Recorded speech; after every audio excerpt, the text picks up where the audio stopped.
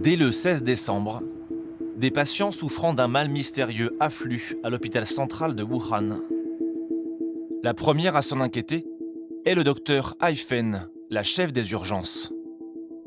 Aucun médicament ne soulage ces patients atteints de forte fièvre et d'une toux sèche. Elle demande des analyses à un laboratoire à Pékin. Quand elle reçoit les résultats, elle est sous le choc. Les résultats montraient qu'il s'agissait de quelque chose de vraiment nouveau, mais qui était quand même assez proche du virus du SRAS. Sur ce rapport, remis au docteur Ai Fen, est inscrit en toutes lettres.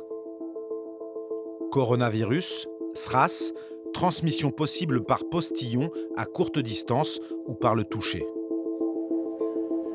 Le 30 décembre, face au risque de contagion, elle prend aussitôt des précautions dans son service et alerte sa hiérarchie. Selon cet universitaire, spécialiste de la Chine, la direction de l'hôpital a tout de suite cherché à la faire taire. Elle-même a pris des mesures dès le départ pour demander à son équipe soignante de porter des masques, des gants, des charlottes. À la suite de quoi, elle a été sommée par la hiérarchie, sa hiérarchie à l'hôpital, qui lui a dit « ce type d'information ne doit pas être rendu public. Vous demandez à votre équipe soignante de retirer tous les masques, les gants et les charlottes. » On lui dit même, si cette information se répand, il faudra trouver un coupable, un responsable. Donc elle entend, ça pourrait potentiellement être moi. Mais avant d'avoir été rappelé à l'ordre, le docteur Ai Fen avait déjà alerté des amis médecins via la messagerie en ligne chinoise WeChat. Elle a envoyé une photo du rapport du labo avec le terme SRAS entouré en rouge, ainsi qu'une radio des poumons d'un patient contaminé.